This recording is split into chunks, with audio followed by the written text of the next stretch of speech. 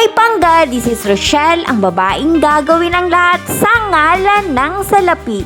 Dahil nga katatapos lang ng piyesta dito sa amin, ito yung pinsan ko, yung tita ko at saka yung lola ko, babalik na sila ng Manila dahil tapos na nga yung bakasyon nila dito sa amin sa isla. Tapos na yung piyesta. Alam nyo guys, naalala ko nung umuwi pa ako, yung pumupunta pa ako dito pag bakasyon. Alam nyo guys, bitin na bitin ako pag mga 1 linggo, 2 linggo lang yung bakasyon dito sa amin.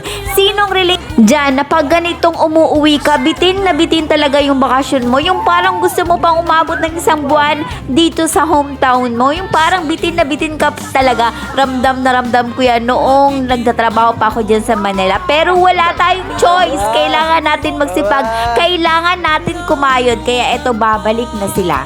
Kaya sa kapatid ko, sa pinsan ko, sa tita ko, sa lola ko na umuwi nung bakasyon, nung piyesta, maraming salamat sa inyo. Pero nalulungkot kami nung umalis kayo. Pero alam naman namin na hindi lang kami ang nalulungkot. Alam namin na nalulungkot din kayo. Pero kailangan lang talagang kumayod. Kailangan natin mabuhay. Kailangan natin magsipag para sa pamilya. Kaya naiintindihan namin. Nanay!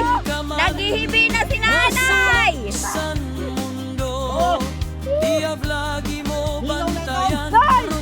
Balik mo naman kami nag-ibig si nanay! Nag-ibig na!